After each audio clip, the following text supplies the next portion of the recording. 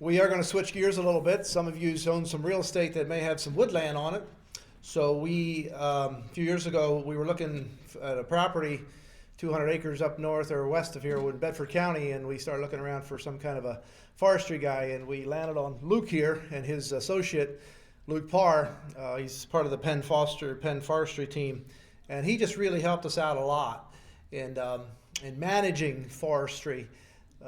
There's obviously you can go in and clean cut and things like that, but he is more into the business of managing your forest. So if you have woodland, Luke will be here the rest, at least for a few hours this morning, and he'll tell us a little bit what he does and how they go about their forest management. So thank you, Luke, for coming to the table.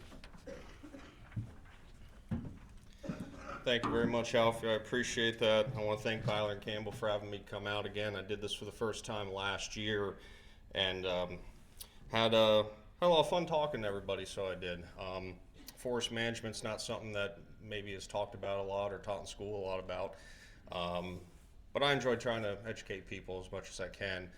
So anyway, again, my name is Luke Parr, president of Penn Forestry Company. I've been working for Penn Forestry since graduated from Penn State in 2012.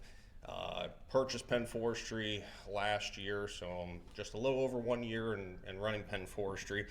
But I wanted to come and talk to you guys a little bit today about forest management as a whole, just kind of go over a couple topics on it, and then I want to give you a kind of a brief overview if you do decide to do a timber sale on your property, how it would work going through a consulting forestry firm like mine, whether or not you have done a timber harvest in the past before on a property you've owned and you've dealt with a consulting forester, or if you've dealt directly at the sawmill. I just want to give you a little bit of overview about if you were to go through a consulting firm such as myself, kind of how that whole process is laid out. So go ahead, please. Yeah, just to start, just a little brief overview of the state of our forests here in Pennsylvania. So, roughly 70% ownership of our forests in the state of Pennsylvania are private. That can be mostly family, corporate TMOs, certain clubs, I think of like sportsmen's clubs. 30% of it's government, think of the state forests, state game lands. And when it comes to land types, about 16.6 million acres are forest, and then a little over 7 million in farms. And some of the issues that we think about when we look at our forests here in the state of Pennsylvania, you got to look at mature timber. A lot of what was done about a century ago when it comes to how the forests are managed in our state kind of shaped how we have the forests we have today. Back then, there was a lot more clear cutting done. Fire was a lot more prevalent. I think a lot of like railroad track fires, spark fires. That led to a lot of the good oak we see sometimes in different tracks that we go through and see nowadays, because oak loves fire, so it does. But here I'd say in the last 50, 60 years, some of the things we have come up against now are a lot more invasives. We get a lot of stuff from Asia coming over, whether it's invasive insects or invasive plants. Think of the hemlock woolly adelgid. I know back east there in Adams County, unless you have maybe a really deep hollow that gets cold and stays cold during the wintertime, a lot of the hemlock over the last couple decades has really started to die off. And even here out east, I think of white ash. A lot of farms, a lot of woodlots, field rows had a lot of white ash. The emerald ash borers almost completely wiped out the ash population here in the state. We do see some live white ash from time to time. I know DCNR tells us if we do find a nice live white ash, please let them know where it is. It might have some sort of, resistance to the actual ash borer. Then we got Ailanthus, multiflora rose, Japanese stiltgrass. A lot of that stuff, especially the multiflora rose, Japanese stiltgrass, that's stuff that we're constantly fighting even after we do a timber sale.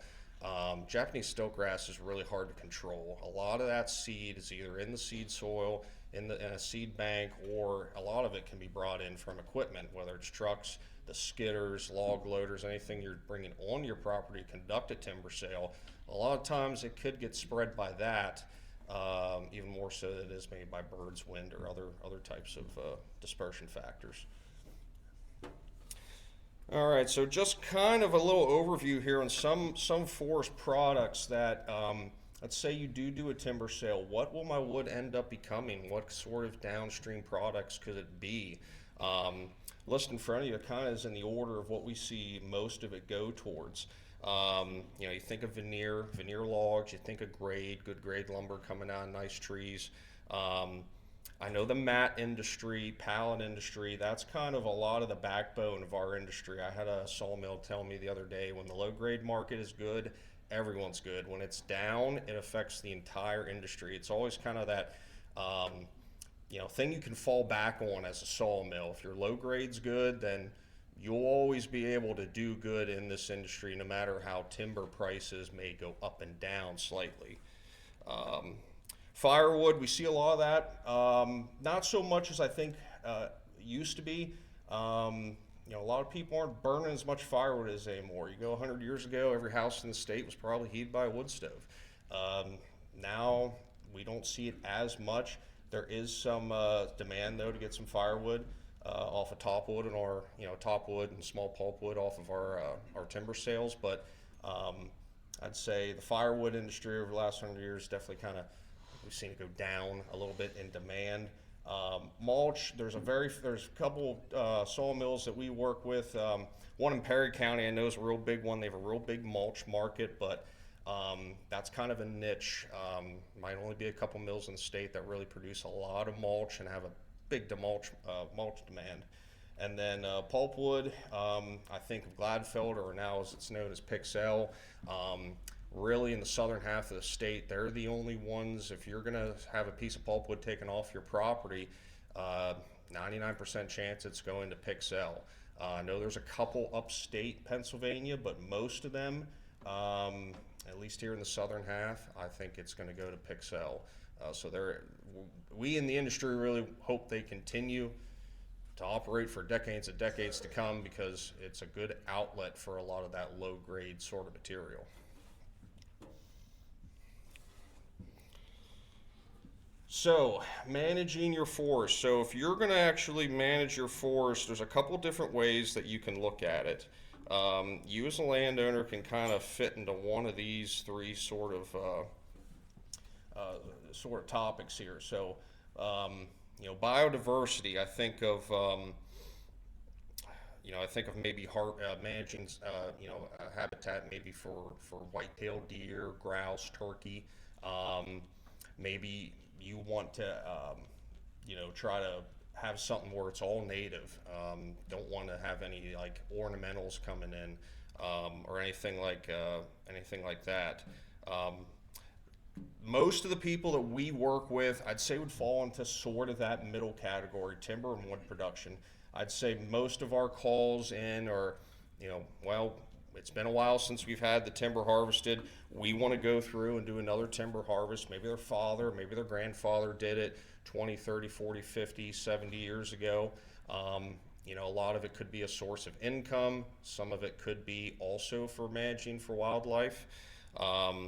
Now, I will say, I'll touch upon there at the very end, tax incentive programs. I see more of that in the state of Maryland than I do anything else. We have two Maryland certified foresters registered on the staff at Penn Forestry.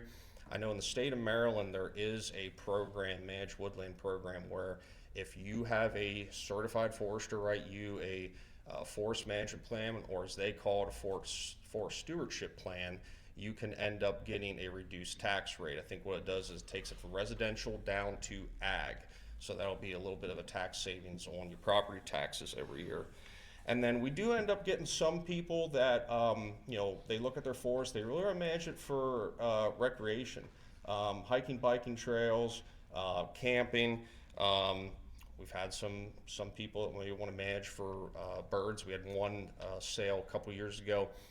They opted into the Golden Winged Warbler program. through NRCS. So that was that whole cut on their property was managed for golden winged warbler. One more time. Oh, there we go. Yeah. So, oh, sorry. Go back one. Thank you.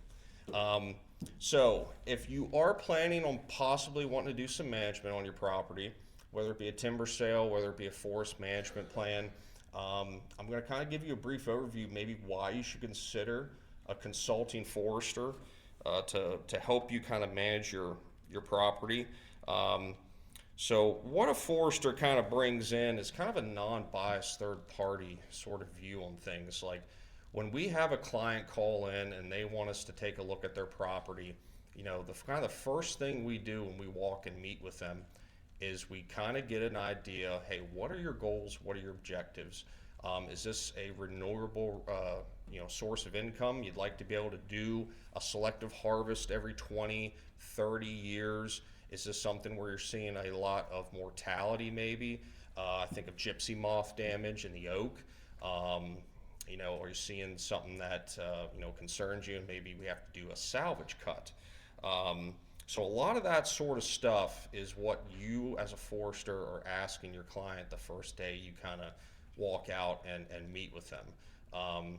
And the big thing about a consulting forester is kind of our experience. I mean, we do this, I think, I use the example all the time, like, if I'm gonna wire a garage and I know nothing about wiring, I'm gonna get someone who does that for a living. They do it all day, every day. Their expertise and knowledge in it, know they're gonna get it done right. And when it comes to timber harvesting in particular, it's something that if you do it once and you don't do it the way maybe you think it should be done, it's not something that's going to grow back 2 or 3 years. No, we can try again in a couple years. I've seen stands before where they were cut so hard, it takes a timber sale out of the books for another generation. Because I think of oak, I think of a small seedling all the way up to mature saw timber. I mean, you could be looking at a 70, 80-year timeline. So it's something that you really want to kind of do right the first time. And when you're selling timber too, I've had several clients in the past come back to me and go, well, I did sell it once before, straight to a sawmill, and here's the price I got.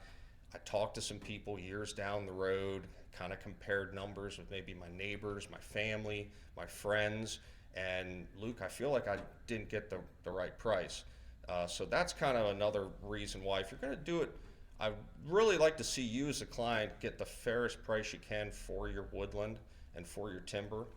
Go ahead. So here I'm going to do a brief overview. This is kind of a little step-by-step of how, if you came to me as a forester and you wanted me to do a timber sale for you, this is kind of our 8 bullet points for an average timber sale for us. So I'll go through each one of these, but it pretty much starts with talking with the landowner, seeing what their goals and objectives are, and kind of looking at their property. I know we can do a lot of stuff with GIS nowadays, aerial photo, LiDAR. We can kind of get a good idea of what your property looks like sitting at a computer before we even get on the property, but there's no substitute for actually walking through the property, boots on the ground with the landowner, and kind of seeing what's there. And usually after we have a good conversation with the landowner and we have an idea of what sort of prescription when we do a timber sale, what we settle on, most of the time they're selective harvests. We don't get into clear cutting too much, although we do get the occasional call a couple times a year for maybe a larger clear cut. I would say most of them might be smaller clear cuts for whitetail deer bedding areas. But regardless of what type of sale you're doing, the first thing to do is to establish your boundary lines. So we use a lot of an app called Spartan Forge. It's very similar to Onyx, Hunt Stand. It helps us kind of give a good idea of what the property looks like when we're out there. But as a forester, we look for a lot of physical evidence, like you see on the screen. Old rock walls, blazes, flitching, trespassing signs. You take them with a grain of salt. I've seen a lot of them wave in and out 40, 50 yards going down through the woods. So we have to make sure every tree we mark and sell for you is actually yours. That's the one thing as a forester that we avoid at all cost. Accidents do happen, but trying to establish the sale boundaries and the property lines is kind of our first step in a timber sale. Another thing we discuss with the landowner, this can be done also on the first day that we're there, where your landings and loading area is going to be. Depending on the size of the sale, you could have 1, you could have 2, 3. We've had as many as 4 or 5 on larger sales, or maybe we're terrain dictated that we had to have, terrain or water sources rather, dictate where we have to have a landing site. And I always tell my landowners, especially if you've never done a timber sale before, this is usually the messiest part of the job. Depending on how you harvest, how many board feet you're harvesting, the size of the sale, and also soils. Soils are a big part of this. We have one we're working on right now where it comes down, and where the landing area originally thought to be, it was too wet. You could tell it's very hydric soils, water table is very high. So part of our job as foresters to select the best place, unless the landowner or client has a really big preference on where a loading area should be. We try to find one that maybe has easy access, and also we try to create as little mud as possible.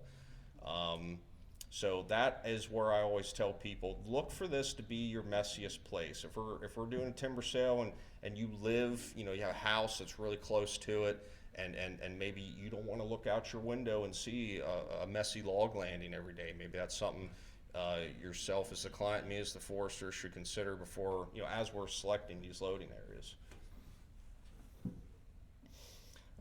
To tie in to loading areas, haul roads, this is where all the timber's trucked out. Sometimes this could be as simple as 20, 30 feet punch in along a township road. Sometimes they're 1.6, 2.6 miles. We've had some that were 3 and 4 miles in the past. On this property in particular, I believe this one here was at least 1.5 miles going back in Adams County. But this here, laying this out is usually, I tell people, a pretty important thing to consider. I always tell my clients, if a sawmill I found will want to get the trucks in as close to the timber sale as they can. When you have a big property and you have to drag the trees all the way from one side to the other, it could affect the price you see on bid opening day. So where this allows, we always try to get a landing and a haul road situated up where we feel it might be the most appealing for a sawmill who's bidding on your timber if you advertise it. And then skid trails, just to touch, some of this may be elementary to people that have done timber harvest before, but for those of you that haven't, I just want to do a brief overview of what to expect. These are kind of the main bullet points and main things you're going to see on a timber harvest.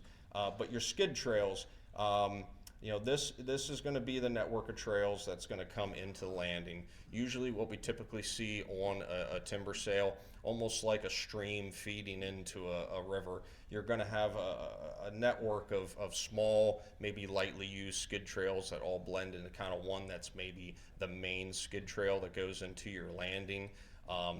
This is the kind of stuff, as we do a timber sale and make our periodic inspections on the timber sale to check how things are going, this is one of the main things we monitor, especially this time of year in the spring where it's usually our muddiest season. This is something we always are constantly looking at. How are the ruts doing? Are they getting too deep? Are we seeing spring seeps come up? Some of the biggest things we're trying to avoid is mud on the road. We're trying to avoid belly pan deep ruts, and we're trying to protect some natural water resources. So for instance, a skid trail, when you're laying that stuff out with your sawmill, with your landowner, you don't want to have it 5 feet off a high quality stream or a natural trout stream. You want to try to lay these out in a way where you're trying to not impact natural resources that are maybe throughout your client's property. So the next kind of step for us is to, identify the trees to be harvested. And this kind of comes back to that first meeting we have with the landowner. When we figure out how we are going to mark your timber, whether it be selectively, whether or not we're doing what we call an improvement cut, where maybe we're taking out some of the lower desired species. We're trying to maybe get more oak, more poplar, hickory to grow in your woods. Maybe we're trying to take out all the black gum, the birch, the black gum, soft maple. So this is kind of what we do at the very beginning, is we're going to sit here and try to come up with a prescription, and then when it comes time for us to actually mark the trees, how Penn Forestry does it, and a lot of other consultants do this as well, you will see a mark. Every tree that's going to be harvested, there'll be a mark around chest height, and then there'll be a mark down at the stump. And the reason for the one down at the stump is after that tree is cut and taken off your property, it's a little self-check to me and use the landowner to know that that tree was included in the original tally for the timber sale. So it kind of keeps everyone, honest, and we can go back over and recheck all the timber to make sure it was part of the original sale. So once we have your timber sale marked, next part's actually selling your timber.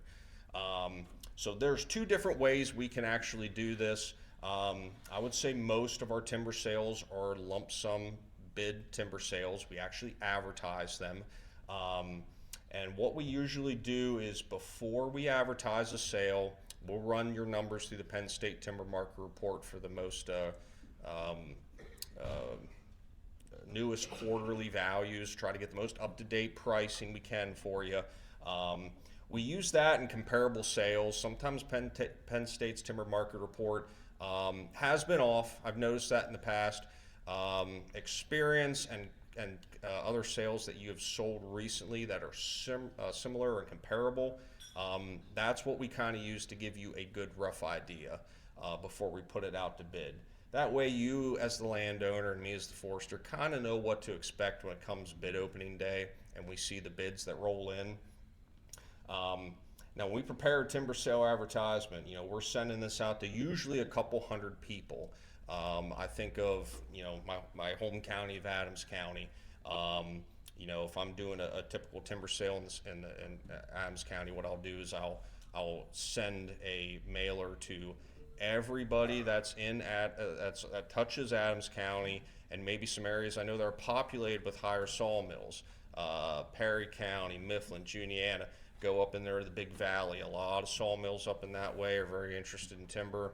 And as a landowner, I've had people, come in for an hour and a half, 2 hours. I had one time I sold a piece of timber down in Hanover, Pennsylvania, and a gentleman from Big Valley bought it, trucked it 100 miles each way, but he was low in inventory, and it was either buy timber at a loss or shut the sawmill down. So you as a landowner, you can never know where a high bidder might come from.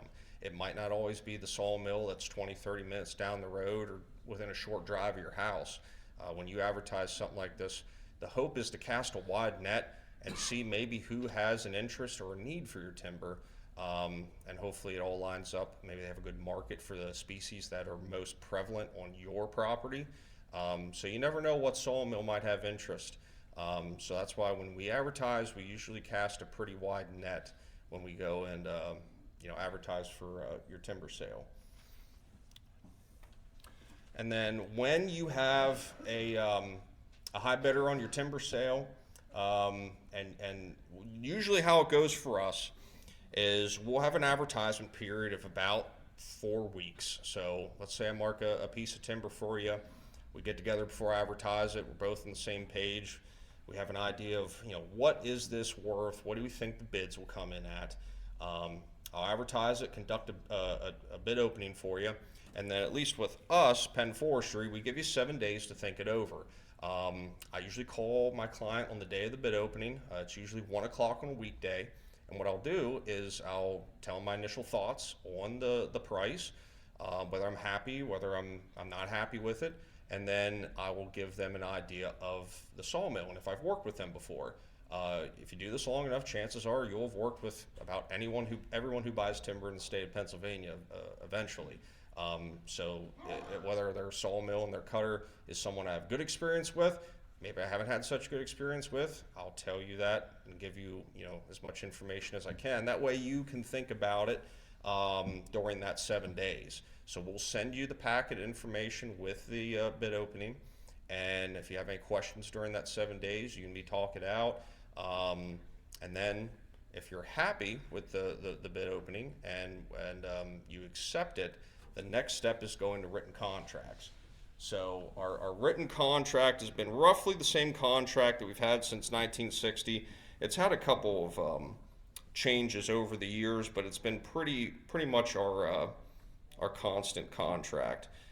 Some of the big things that we have, I always make it a note for landowners is, we as Penn Forestry Company have to have a copy of their liability insurance, whoever is actually cutting your timber. We lay that out in the contract, and we have to have a copy of that in our office before they can start. Another big thing is you are always paid before your timber's cut. There's usually a down payment right after the bid opening, and then a series of timber block payments depending on how large the property or how large the sale on the property is. So we end up having money paid before the timber's actually cut. And let's say there's 2 payments, for example. You have a down payment right after the bid opening, and they have to pay half of it. They can cut up to half, and then they have to pay the balance, and they can cut the rest. And that's one of the big selling points I tell people. Even if you don't go with Penn Forestry, if you go with another consulting forester, one of the big things about that is you're always going to be paid before your timber's cut. Because I've heard too many horror stories of, well, the timber's gone, and Luke, I'm still owed a payment or 2. And sometimes I've heard clients just have never have gotten that unless they try to go to court and try to fight it out. That case, I don't think anyone wins when you're paying a couple $100 an hour for an attorney. So our contract, we do have sample copies of it for anyone who might be interested in contacting us to look through. And if you have any questions about it, of course, we'll be here for the rest of the day. But I'm happy to provide any of that stuff for you guys if you have any interest. All right, so if we actually sell your timber, now we're going to actually monitor the. Am I running short on time? I got a few minutes left. Okay, I'll wrap it up kind of quick. So anyway, we're going to monitor your timber sale as it's being actively cut. We usually get in there about once a week, once every week and a half, and we'll continue to monitor this the sale for you on your behalf as it's being cut. The closing of the sale, this is kind of where all the wrap-up work. This is kind of one of the most important parts about it is actually grading everything off. Skid trails, landings, haul roads, putting water breakers in, and seeding all the trails, the landings, the haul roads. This is where we've had some extra emphasis put in on it because sometimes if it's a little muddy, it's a little bit of a more challenging track. This is where you really have to focus your efforts on to get it back looking as good as it did before you came in. And then just a little bit of the services that we offer here at Penn Forestry Company. Most of the time we're doing timber sales. I'd say that's most of our business, but we do forest management plans, stewardship plans. We will do timber appraisals. We're working on one right now back home in Adams County. That's a big thing if you're looking to sell your property or you're looking to buy a piece of property. I've done this with clients at Beiler-Campbell before and after a sale.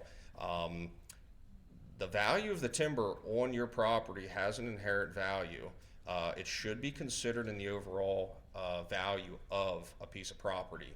So that is something that we do provide. We can do an inventory cruise and give you an idea of how much the timber staying on your property is worth at this time.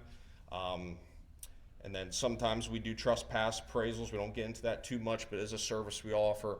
If someone is trespassed upon your property, maybe your neighbor's doing a timber sale, a couple trees got cut over the line on you.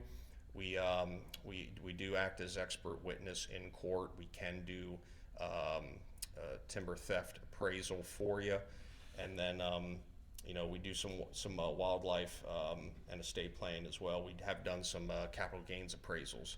I know we're getting more and more into that after your timber sales cut, depending on, and I know there's going to be a topic later that might touch upon that too, but we have gotten more and more into that, doing capital gains appraisals for you. So when it comes time, you know, after you've sold your timber for tax considerations, it can help in how much tax that you have to pay. And just a little brief overview. We will be over here. We got plenty of information, but you know, we were founded in 1960. We're back out west in Adams County, right above Gettysburg. So my contact information, and yeah, if you need anything and you're interested or got any questions for us, feel free to come over and you know, give us a chat. Thanks, Luke. Yep. Thank you.